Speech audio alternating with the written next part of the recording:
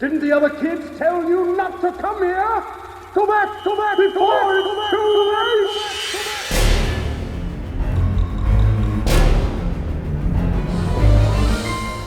At the heart of horror, there has always been more than spooks and scares.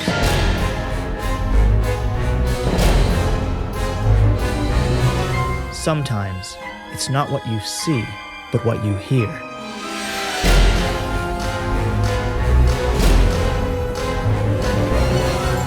Welcome to Sound Scary. Each week, we talk to the artists, the musicians, the fans, the people who haunt the shadowy corners of your mind. Join us as we delve into the deepest, Darkest. and most unforgettable earscapes.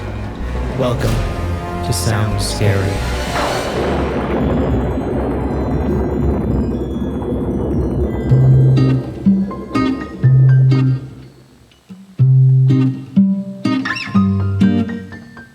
Welcome to another episode of Sound Scary. I'm Ryan Cultrera. You know, and we've already kind of introduced him kind of in our ramblings. This guy's a legend, man. I mean, we're talking... Thank you. Yeah, Chad Lindberg. Wow. What haven't you done? What haven't you done? I haven't done a lot of movies where I live. That is true. You know what I That mean? is true. Eventually, I'm gonna be giving Sean Bean a run for his money. I think. What's your count? Do the math. You know what I mean? I have a high count. You know, or if I don't die, I'm getting tortured or getting punched. Something's happening to me to where I should be dying. You never have an easy time. I never have it. No, my characters never. They never have an easy time. Do you like playing like the bad guy or not the bad guy, the victim? Do you like that kind of? I mean, it's fun. You get to die on camera. Yeah, I've gotten to die a lot of ways. I mean, sometimes you get tired of playing the abused because you're like, you're really taking it on set sometimes. Yeah. But it's amazing fun. I get to dive into all kinds of different characters. I think the luxury of not fitting into one particular mold. I think I can go a whole lot of different ways. I think so. Yeah. Do you have a favorite on-screen death? Like out of your collection, what is the prize? Well, all right. Since we're gonna jump right in. My favorite death. I mean, I've had a lot. Would have to be in I Spit in Your Grave, the remake. Okay. Yeah. Which I know you're I'm a fan. fan of the movie. Yeah. Yeah. It's not everyone's cup of tea. No. You know what I'm saying? Fair enough. It's not everyone's cup of tea, but the movie's been out for 10 years now, so I can spoiler alert it. Yeah, do it. At the end of the movie, the lead character has got a shotgun up the sheriff's butt, and he's tied down, and in the corner, my character is kind of tied up as well, but the string is tied up around because I would always go for my rubber bands in the movie. It was tied up to my hand, which kind of went over and was attached to the shotgun that was going up the sheriff's ass, right? And she wakes up my character, right? And I, put my arm up like that, and then of course that jerks the gun. The bullet goes right through the sheriff, right through his mouth, into me, and then, so essentially I got shot, but I also had a lot of the sheriff on me as well. Yeah, you did. And I remember they put this cannon of blood and guts in front of me, on top of being squibbed up, which was a huge squib. I've been squibbed before, but this was it was massive, and and then there was one on my back too, because I had to go, across. So I was loaded to the gills, and I was very nervous. A lot going on, but it looked amazing. Yeah. And so that was a nerve-wracking death scene. The kills in that movie, in general, strong. are like that's one of the rare remakes I think that added to the story in a really provocative and interesting way. And I like the fact that your character was absolutely sympathetic. Yeah. Absolutely, he wasn't a monster. He was a guy that had issues. Yeah. And I think that made that scene all the more like, you want to see her fight back. You're like, yeah, kill them all. But then you're like, well, but you can make at least an exception. Just maybe have him go to jail or something. I don't know, something. I know. Yeah. Because he wouldn't have done what he did had he not been goaded by his friends. Yes. I don't believe that. You know what I mean? And then the more he got sucked into it, and, human took over. And then it just, it's a tough one. And this movie's a conversation piece. You know what I mean? And it's very controversial. And I actually didn't know until after I got cast that it was a remake.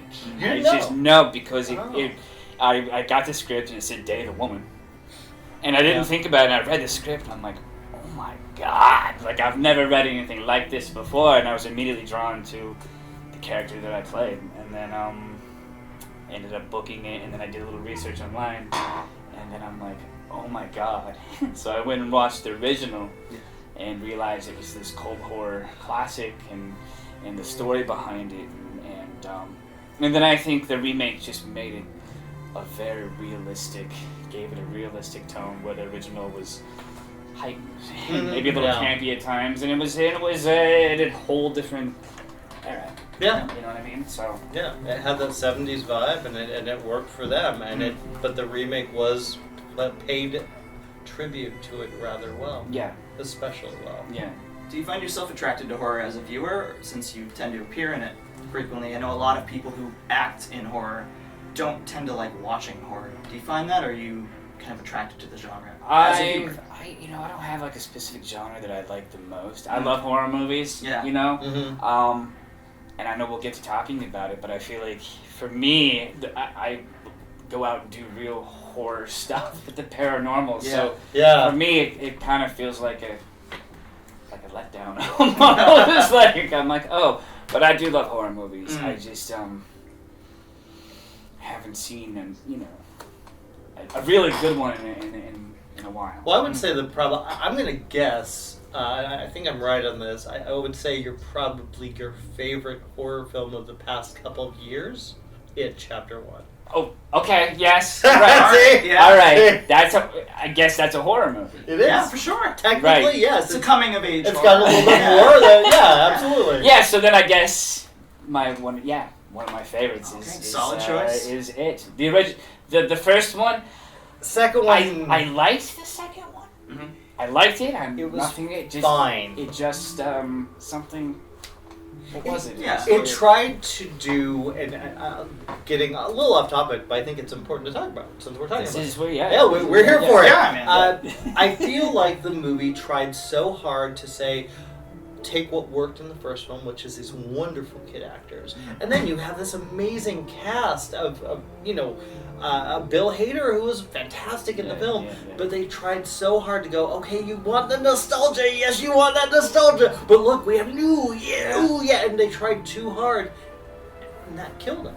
That destroyed the momentum, because the first film had this pacing, and it was interesting, and you were drawn in. This one, you're like, oh, now I'm following their story. Okay. I think it's a mix of, like, at least in my opinion, I think Stephen King writes better for children characters and like the horrors of growing up than he does adult characters in the first place. So then your source material for part 2 is, the ending of the book, which is when he isn't quite in his stride, and the ending of the book is...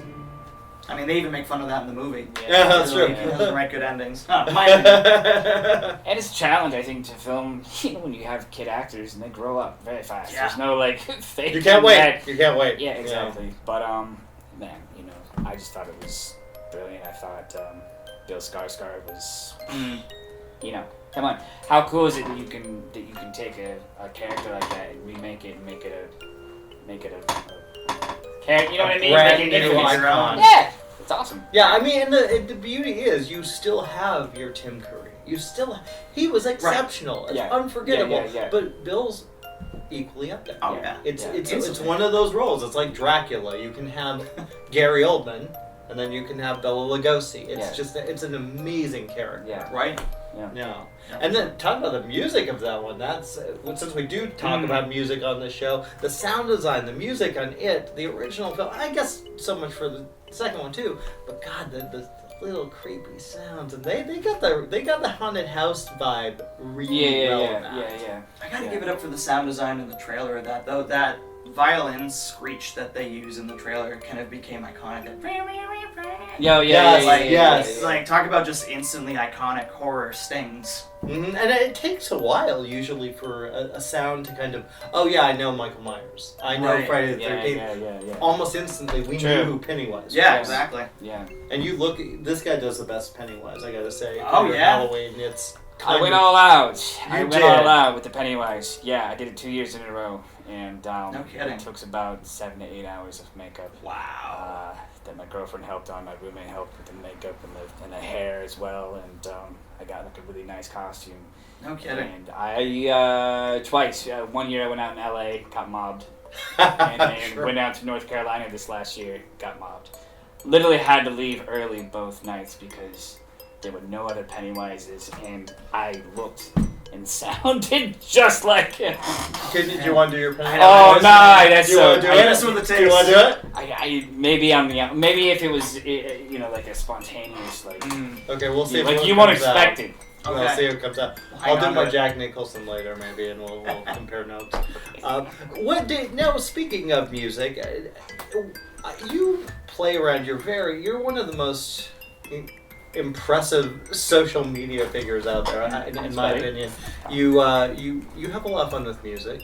What kind of music do you like? What resonates with you? What resonates with me? 80s music. Yeah. 80s music. I love, I love everything. I've never been one to be like, oh, this kind of genre, this kind of genre. If it's good, I like it. I love soundtracks. I love making little silly videos and putting music on top of it that you wouldn't expect to have on. You know what I mean? I like to have like a balance of like, just, you know what I mean? Kind of turn things on its head. Yeah. But I love all kinds of music. Speaking of soundtracks, the latest soundtrack for the Joker movie was awesome. Yeah. What's her name? Hilder. I don't know. But she's fantastic. The score was amazing. Yeah.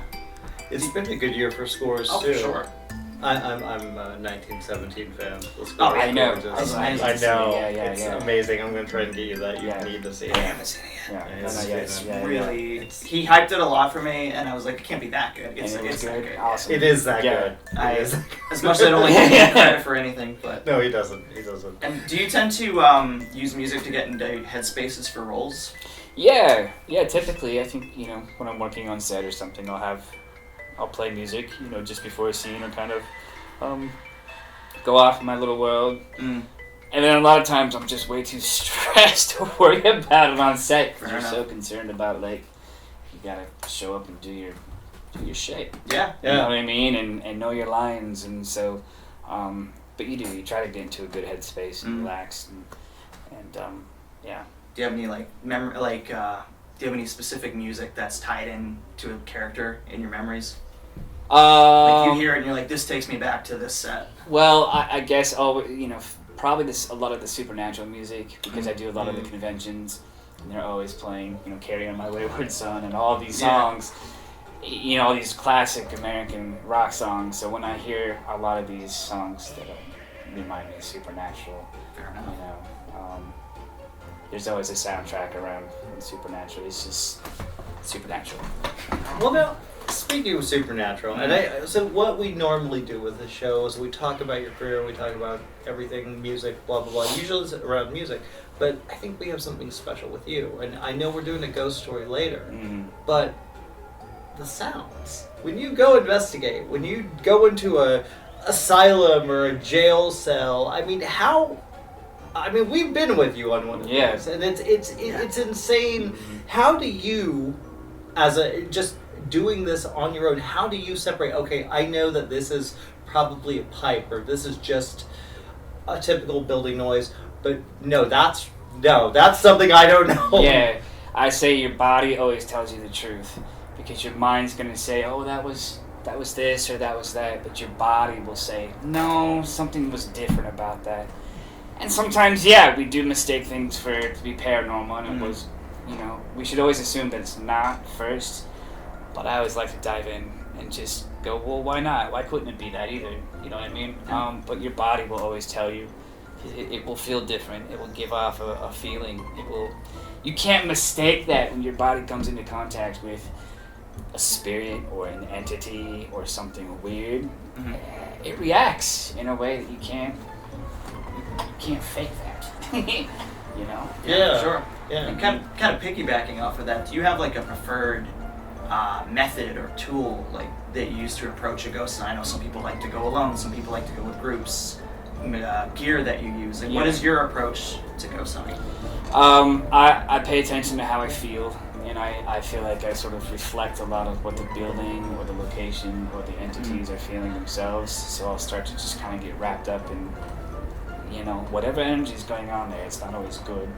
I'll use a recorder a lot of the time, but I also have a device called the Phasma Box. That's a brilliant, cool thing that allows you've used it with me, and it allows you to talk to spirits in real time, and you hear their voices and you feel their emotions through it. And it's not always accurate, but when it does tune in and you have 30 people in the room saying, I heard the same thing that was relevant to your question, when it's cussing at me and saying, I'm like, it's not programmed to sit there and tell me to F off, you know what I'm saying? Like, and then, if you're lucky, you experience something without the devices, like a disembodied voice, or you get touched, or you see something that's unexplainable, or something flies off the walls at you, or it's endless. It's an endless, weird thing. The rabbit hole keeps going, and it keeps going, When did you first start to feel an interest in do you consider yourself an empath? Sure, I think most actors are. Yeah. You know what I mean? It have to be to some degree. Especially the really good ones. I think you have to empathize with other people, and you can't judge your characters. You know what I mean? Yeah. So, yeah, absolutely. And I wear everything on my sleeve.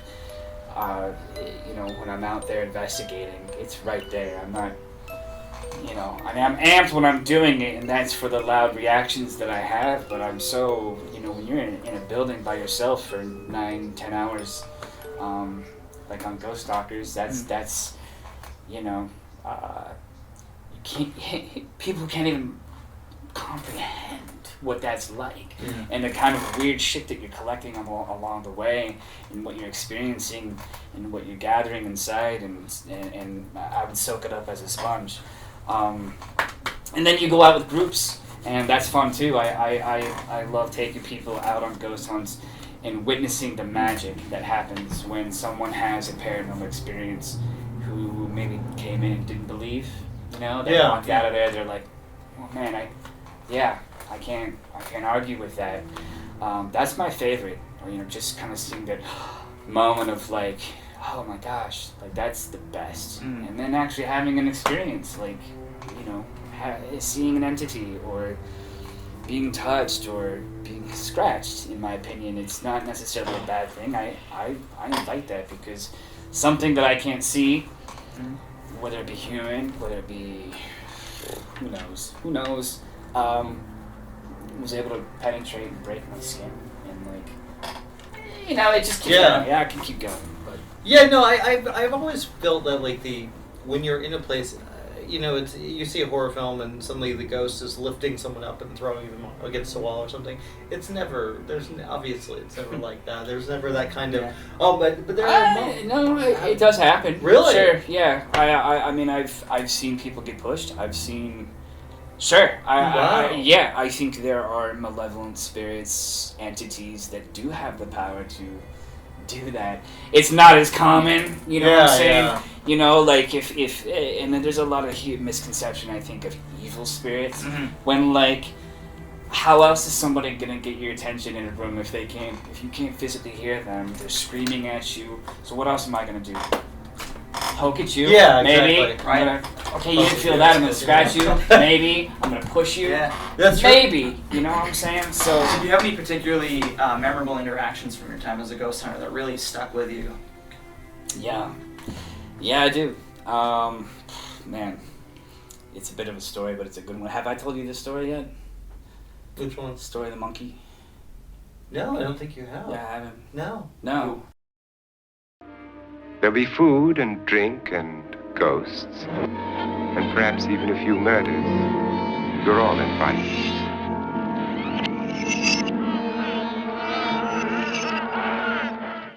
Fire away. A lot of people want to know always like what the scariest place is that I've ever been. What's been the craziest thing that's ever happened to me? And I say, well, there's been several places that always rock you. It's the places that you don't expect them to kind of take you by surprise. One of those places was Whispers Estate that we filmed on Ghost Stalkers, and then another place is called Old South Pittsburgh Hospital in Tennessee. And it was a hospital back in the day, and since then, hundreds of paranormal groups have gone through there, and it's just a very saturated, very haunted place. 3 years ago, I want to say, I was invited there by Ghost Hunts USA, who go out and do ghost hunts and take people out, and they brought me on as an investigator to go out and join them. And I went there, and we were doing a 3-night event, and the first night I'm in the chapel. It's this bottom chapel basement thing, and I maybe have like 7-8 real people in the room with me sitting there, and a gentleman was taking photos, and he sent the photo to me later that night. And I looked at this photo and I'm like, this is so stupid. I'm like, this is like, what, like just people in the room, and I dismissed it. Next night, I go back, and before I had gone to this place, my buddy who ran the event sends me this photo, and he's like, you gotta check this out. In the photo, you see this thing in this long hallway, and at the end of the hallway, you see this figure with like these long sort of like legs that kind of do this, and this long torso, and this sort of like cow head, and then horns coming out of it. Okay, so then he shows me this thing, and I go to this place, and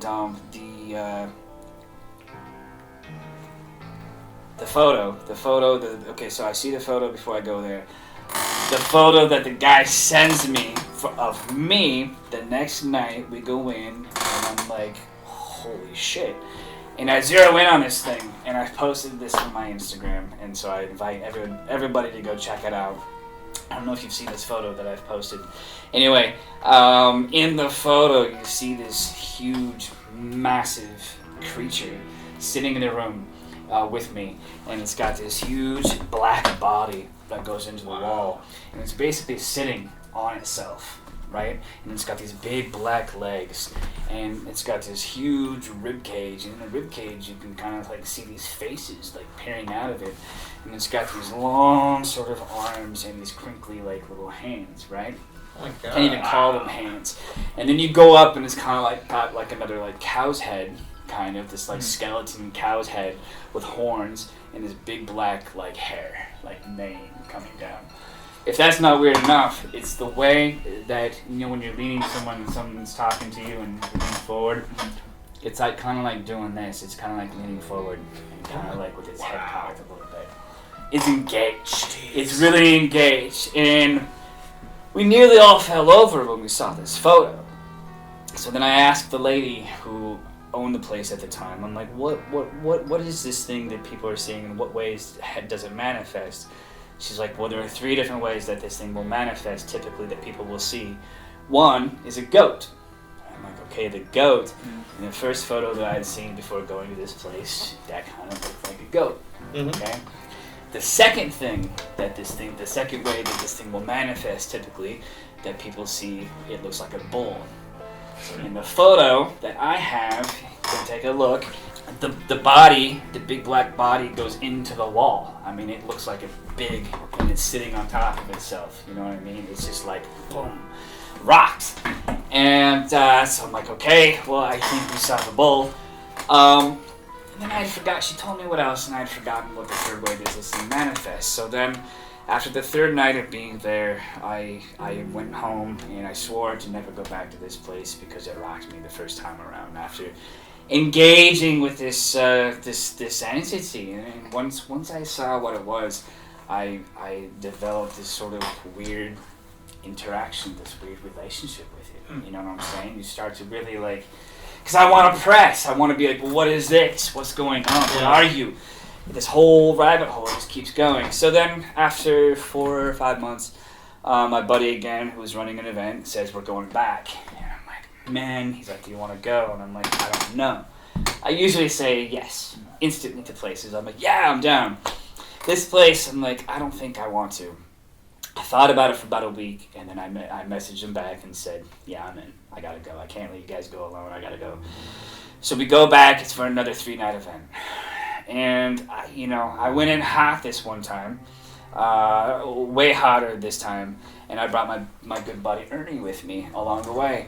And we started doing the event, and I got there, and I said, I asked the lady who owned the place at the time, again, I said, well, because you told me what was the third way this thing would manifest. She goes, a monkey. And I'm like, a monkey, that's right, yes, monkey. And I proceeded to go hard, like saying, I want to see this monkey. I'm repeating the monkey.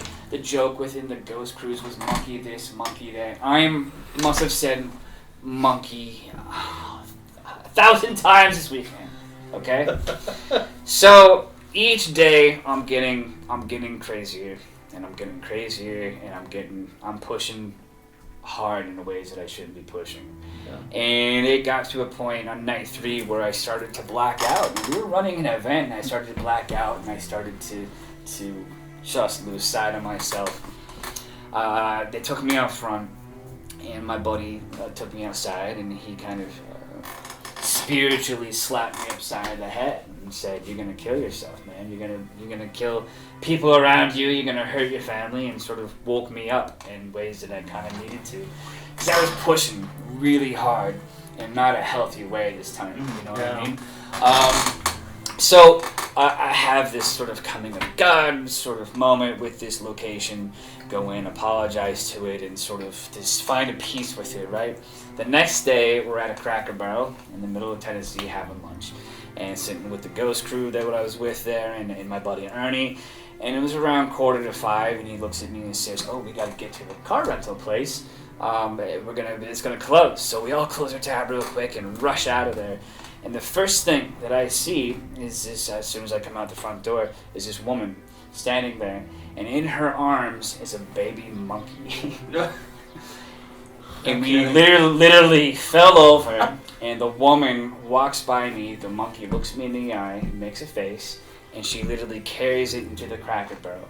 And that was a huge significant message from the universe. You want to see a monkey so bad, we're going to show you a monkey. You're not meant for the bad monkey. You're not meant for that negative monkey. Yeah. You want to see a monkey, we're going to show you the monkey. Now I'm going to ask you, when's the last time you've ever seen a live monkey in a Cracker Barrel in the middle of Tennessee? Seriously. You don't. It was a very significant message from the universe, and then right after that, that's why I got the monkey tattoo. Good luck, monkey. Oh yeah. To remind me. Keep it on the positive. Try. It's hard. Yeah, something hard.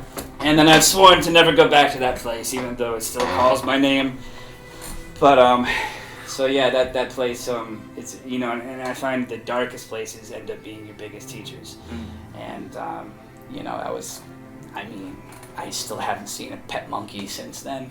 No! Or before then. Never. Yeah, exactly. Unless you go to, Venice Boulevard, or maybe if you see it then, or like in San Francisco on the wharf or something like that. Maybe. But that's it. Like, it was so, and I must have said monkey. Hundreds of, for 3 days straight. That was a joke, and we couldn't believe it. So. Wow. It all ties in. It all ties in, and that's one of the scariest places I've ever been. And I tell people, don't go there, but go there. I understand if you need to. They do ghost hunts out of there. So, Maybe I'll go back one day. I don't know. You'll go back. It leaves a scar on my heart too. You know what I mean? It's heavy. Yeah. You know what I mean? I can tell you exactly what this place feels like. It's a weird thing, but so yeah, that's one of the places that have been most profound for me is that place there. I feel like you'd go back. I really do. Yeah, it's possible. But here's the thing: it's like my mom's forbidden me. I mean, my mom. I say, Mom, I want to go back. She's like, no. She gets really serious about it. And I understand because it she saw and my friends see the effects. A lot of people don't understand that a place would lay me out. If you go do these things, it lays me out for a good week, couple days. Where I'm drained, I'm aggro, I'm sad, I'm angry. Like it's you gotta flush that shit out, and it takes a little bit, So I call it the paranormal sting. You kind of like come home. You kind of come home with it. You feel it. Like I've been to some of these places. Yeah. You come home and you come into a normal environment, and it's still on you. And you're like, oh, jeez. Do you have a way of kind of cleansing that? Yeah, I will try to sage if it gets really bad, I'll try to kind of like sage myself and just the act. I don't think it does it completely saging. Yeah. But the act of it sometimes and sort of saying, you gotta go, you gotta go. Because I've had a few followers come home and do some crazy things. And then it just dissipates over time, hopefully. Yeah. And most of the time it does. Oh. Wow. There's so many things that have happened that have been so profound. Besides that one, I mean, having spirits laugh in my face, or hearing their voices or moans, or seeing a figure in front of you. I mean, it's it changes you. Yeah. Forces you to ask those deeper questions because you feel like if this exists, well then what else is there? Because we're so focused on our emails and our Twitters and our oh God. Jimmy said this. I did. Ryan said, he said this, and let me tell you about Jimmy. Everyone's so doing that, and we think we know. Yeah. We think we know. I think I know you. I don't fucking know shit. Yeah. So I guess the only question I had was you mentioned that, like, you weren't sure if you wanted to go back to that place, but is there any bucket list locations that you've always wanted to investigate? Yeah, I'd love to go to Suicide Forest. Oh, and respects there, yeah. And I mean, Stonehenge. Man, anywhere that wants to have me. I think spirits have a way of getting you there too. You know what I mean? And getting people to where they want to bring you. I don't know. They keep popping up, so I'll see where it goes. Yeah. Fair enough. Well, hopefully the spirits will take all of you guys out there to Sound Scary. Chad, thank you so much for coming and for joining our show. Thank you. Sharing your knowledge. You're the man. And it didn't even sound scary. No. It didn't sound scary that much. No, it doesn't sound scary at all. It's approachable.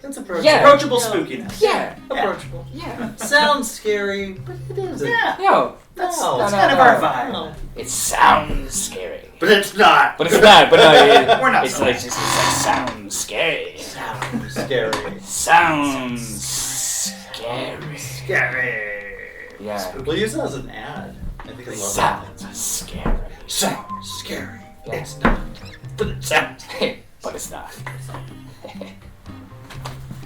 Thank you so much, man. Appreciate you having us. Always. That was a blast. Yeah. Yes, now get the fuck out of here. All right, we're out of here. Fuck out of here.